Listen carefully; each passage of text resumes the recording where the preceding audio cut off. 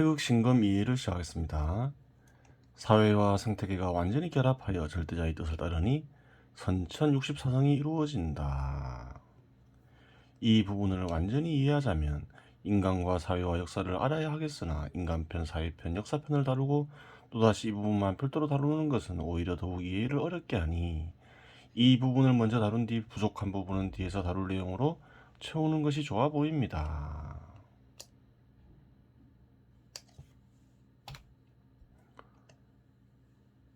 우선 여기서 당연히 의문을 가져야 합니다. 어찌하여 인간이 완전하지는 않으나 절대자의 권능을 사용할 수 있는가?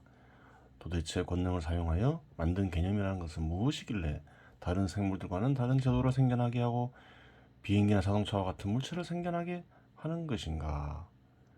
여기에 대한 완전한 답변은 인간 편에서 기본적인 사항을 다루겠으나 간단히 요약하자면 인간의 마음은 불변하고 무한하고 완전한 절대자와 함께하며 절대자의 은혜로 인해 그러한 현상이 발생합니다.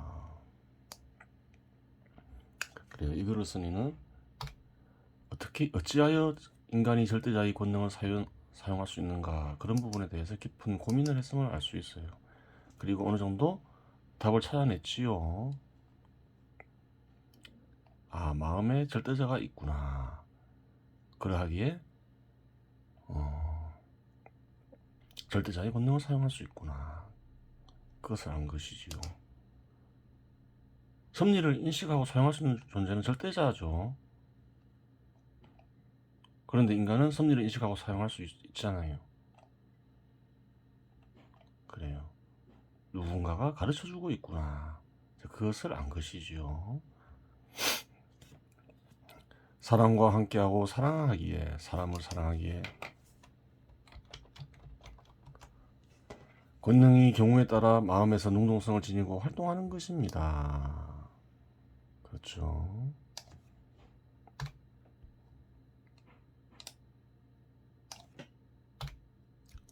또한 이 세상이 절대자의 것이거늘 절대자의 권능으로 만들어진 개념은 당연히 인간에게 인식되어 유용하게 이용될 수 있는 것입니다.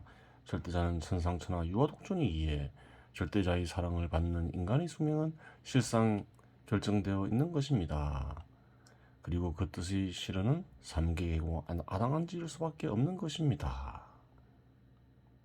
천상천하 유아독존 삼계계고 아당한지, 하늘 위와 하늘 아래 오직 나홀로 존귀하다. 상계가 모두 고통스러우니 내가 마땅히 이를 평안케 하리라 하는 뜻입니다.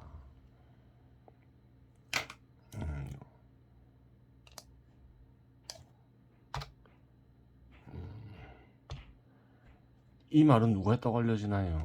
일종의 이제 설화인데,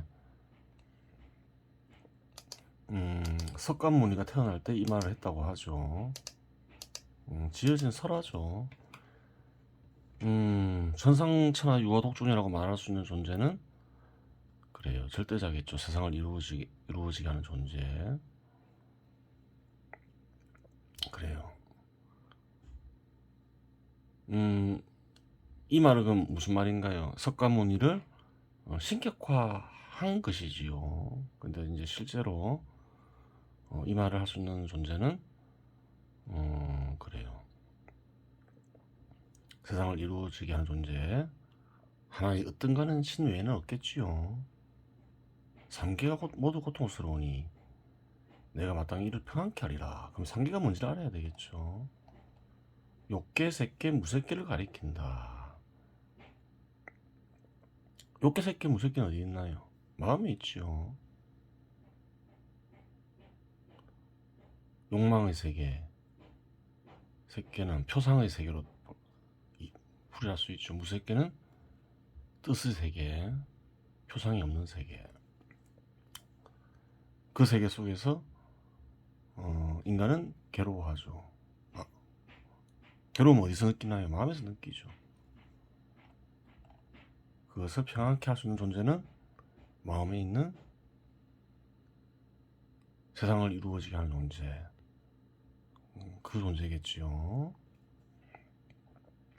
이와 같은 문장은 이 땅에 이어져 내려오는 절대자의 의지이며 이는 글이 될 수 있는 것이 아니라 절대적 개념의 실현을 통해 반드시 글이 되는 필연적인 일입니다. 누구나 이와 유사한 말을 할 수 있고 과거에 이와 유사한 문장들도 많습니다. 하지만 누가 얘기했건 이는 절대자의 뜻입니다. 물론 과거에 이러한 얘기를 한 이들은 강심장에 약간 미치는 상태에서 했다고 볼 수도 있습니다. 어떤 개인이 내가 하늘 위와 하늘 아래 오직 나만 존귀하다 이러면 약간 미친 사람 취급당하겠죠. 아무리 마음에서 절대자와 접촉했다고 하더라도 저런 얘기는 사회적 맹비난을 피할 수 없으며 사회적 조건에 따라서 큰 불이익을 당할 수 있습니다. 실제로 불이익을 당한 일도 있죠. 죽임을 당하는 경우도 있어요. 예수라고. 그래요. 하여간 인간은 항상 정상적인 상태로만 존재하는 것이 아니라 가끔은 미친 상태로 존재하는 경우가 있고 평상시에도 미혹에 빠져 약간 미치는 사람들도 많습니다. 이 부분은 인간 편에서 좀 더 상세히 다루도록 하겠습니다. 전체 생태계 내에서 다양한 종을 이루는 생물들이 각각 하나의 부분적인 생태계를 형성하고 있습니다. 섭취에 있어서 비례관계를 형성하고 있음을 앞에서 언급하였습니다. 인간의 사회는 전체 생태계 내에서 최상위 존재하는 생태계입니다. 당연히 사회라는 생태계 역시 다른 생물들이 형성한 생태계들과 비례관계를 형성하고 있고 또한 전체 생태계와 비례관계를 형성하고 있습니다. 사회는 뭔가요? 생태계 하나가 변해서 된 것이지요. 다른 생물들이 형성하는 생태계는 시공 속에서 선선적으로 형성된 것이라 원인과 결과를 간직하고 있습니다. 인간이 만든 사회 역시 시공 속에서 절대적 개념의 실현에 의해 나타난 것이기에 선천적인 것은 맞으나 다른 세계와는 구별되는 측면이 있습니다. 그래요. 그렇게 써야 되겠죠.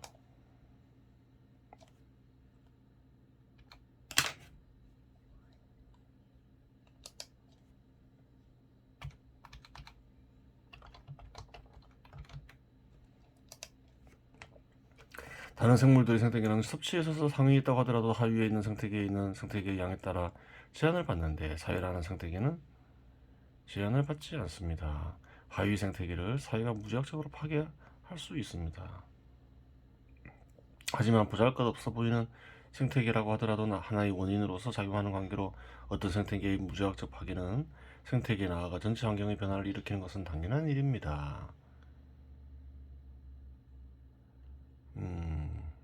인간의 생태계를 변화시켜도 그래요. 먹는데 큰 영향을 받지 않죠. 자연적으로 형성되어 있는 그래요. 그런 생태계가 파괴되더라도 다른 방법을 이용해서 먹고 살 수 있잖아요. 뭐 농사를 짓는다거나 그래요. 물론 이런 무제약적인 파괴 역시 결국은 제약을 받을 수밖에 없습니다. 무제약적인 파괴 속에서 심각한 부작용이 인류에게 발생한다면 후천적인 조치를 취하며 결국 올바른 비례관계를 형성하게 될 것입니다. 그래야 섭리를 이용할 수 있기 때문에 부작용이 생기더라도 섭리를 이용해서 해결할 수 있겠죠. 그리고 있고 섭리를 이용해서 해결해 왔죠. 일이 되는 것은 선천적인 흐름이지만 인간은 개념을 통해 참된 후천지를 이용할 수 있는 존재입니다. 앞에서 양적 변화는 점진적으로 이루어지고 질적 전환은 순식간에 이루어짐을 언급하였습니다. 인간에게 해로운 부작용이 발생하여 그것을 시정하고자 하면 이미 많은 사람들이 고통으로 신음해하고 시정 과정에서 많은 비용과 노력이 필요할 수밖에 없습니다. 그러니 이상 징후가 발견되면 소홀히 넘길 것이 아니라 신속한 조치를 취해야 할 것입니다. 이상 징후를 찾고 또 이상 징후를 찾고 그것을 해결하는 방법을 찾는 것도 일종의 섭리를 인식하고 이용하는 것이지요. 과거에는 섭리를 간직한 개념을 통해 선천적인 것을 이용해 가난에서 벗어나고자 무분별하게 선천적인 것을 파괴하였으나 이로 인해 환경이 악화된 것도 사실입니다. 이것을 쓰니는 환경에도 관심이 있음을 알 수 있죠. 인간이 사회와 생태계의 관계를 알게 되니 더 이상 별개로 존재하는 것이 아님을 알게 되고 서로가 서로의 바탕 속에서 생존 및 발전을 이루게 됨을 깨닫게 되니 통합이 이루어지고 올바른 비례관계를 형성하게 되니 사회의 선천팔계와 생태계의 선천팔계가 통합이 이루어져 각각 두 개의 선천팔성을 이루게 되고 이 두 개의 선천팔성이 결합하여 선천64성이 드러나는 것입니다. 그렇죠. 이 부분에 대해서는 역사편에서 좀 더 깊이 구체적으로 다루도록 하겠습니다. 그래요. 그러면 이제 태울금화 종지에 대해서 살펴보겠습니다. 그래요. 하늘이 중심, 하늘이 마음. 즉 절대자의 마음은 그래요. 한자되는 집에 있는, 한치되는 밭에 있다 그랬죠. 한자되는 집은 얼굴이라 했죠. 그래요. 그 얼굴과 연관이 있으면 알 수 있어요. 하여튼 그곳에는 신이 있다고 하죠. 하나의 어떤 가는 신, 절대자를 가리키겠죠. 이런 신, 도가에서는 도라고 부르죠. 예, 또 그 다음을 보겠습니다. 중구유 울라소 대지승. 속에는, 중은 속이죠. 울창한 약초들이 널린 지대가 있고, 지대가 있어 아름답다, 훌륭하다 이렇게 얘기할 수 있죠. 또 울창한 약초들은 또 무엇인가, 또 그런 생각을 해볼 수 있죠. 옥경단골지기. 그래요. 옥황상제가 있고 또 뭐 그런 그 상제가 살고 있는 궁궐이 있다. 궁궐이 있어서 기이하다 이렇게 되는 거죠. 옥황상제는 뭔가요? 그 하나의 어떤가는 신, 한국말로 하면 하나님이죠. 하나님 내지 내 지어 지령 지신 소주 빌허자죠. 그곳에 이르면, 그곳을 찾아가면 빔에 이르고, 그 빔은 뭘까? 또 이런 생각을 해볼 수 있는 거죠. 신의 영이 모이는 곳에 이른다. 그래요. 이곳을 찾은 이 말은 없죠. 빼야 되겠죠. 해석에서는 유가 사람들은 허중이라고 불렀고 이곳을 허중이라고 불렀다는 거죠. 석괄 영대, 석은 석가모니 석이죠. 불가에서는 영대라고 불렀고 도가에서는 조토라고 부르기도 하고 황정이라고 부르기도 하고 현관이라고 부르기도 하고 선천규라고도 불렀다. 그래요.